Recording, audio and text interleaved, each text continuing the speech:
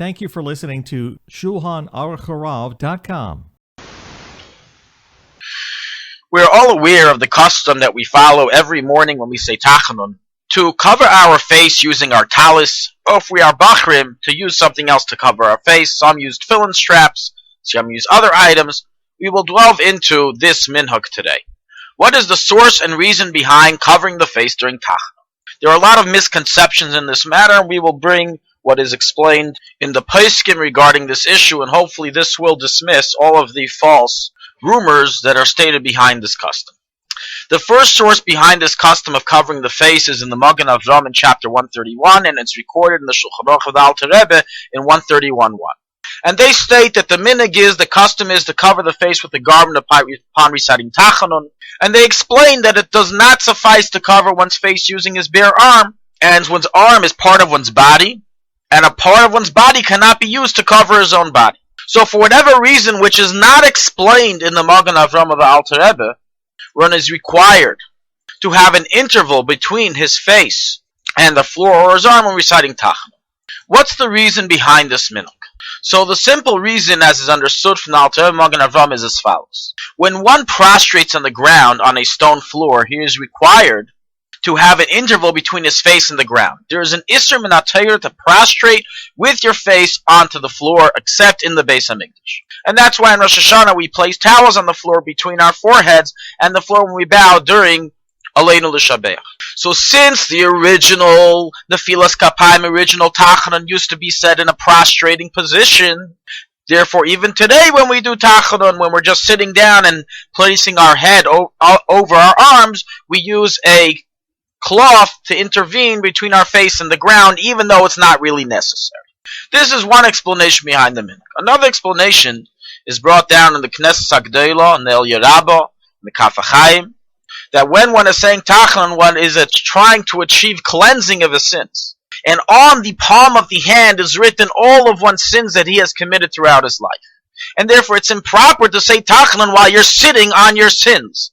And hence we have an interval between your forehead, your head, and the area of your body that has the sins written on it, which is your arm.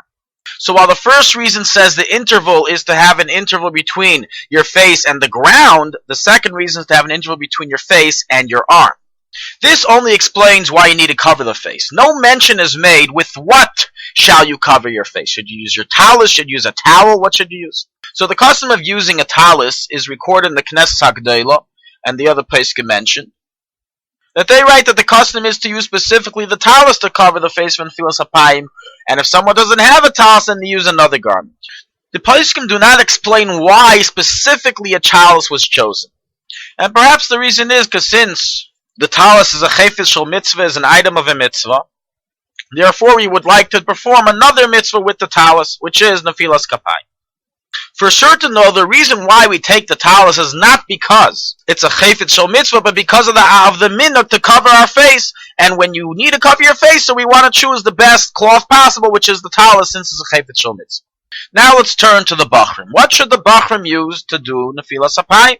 They don't have a tallis. So as it says in the poskim, someone doesn't have a tallis, you use another cloth.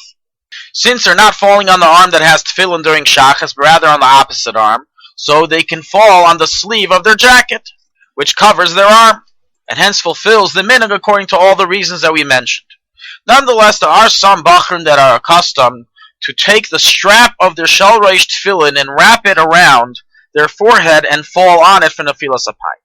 Practically, doing so does not fulfill the custom at all of covering the face. If he has a sleeve on his arm, then he doesn't need the strap of the tefillin. And if he doesn't, then he's not covering his face, as the strap only covers a very minute amount of his face, and hence does not fulfill the custom as written in the poskim.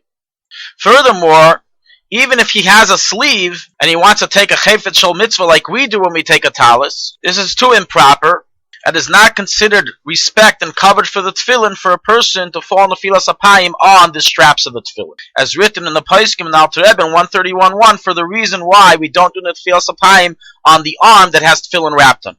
Furthermore, even if one were to say that there's no halachic issues involved in using the straps, practically this was never the custom of Jewry, never the custom in Lubavitch, as has been testified by noted Chabad Rabbanan Mashpiyim, Rav Yaakov Landau, and Reb Chaim Shlomo Kesselman that in Lubavitch this was never done, and seemingly this custom became innovated throughout this generation. And due to the above reasons, practically a bacher should not do so, but rather he should use the sleeve of his jacket, the sleeve of his shirt, to fall in the Nefilas Apayim and leave his tefillin straps where they are.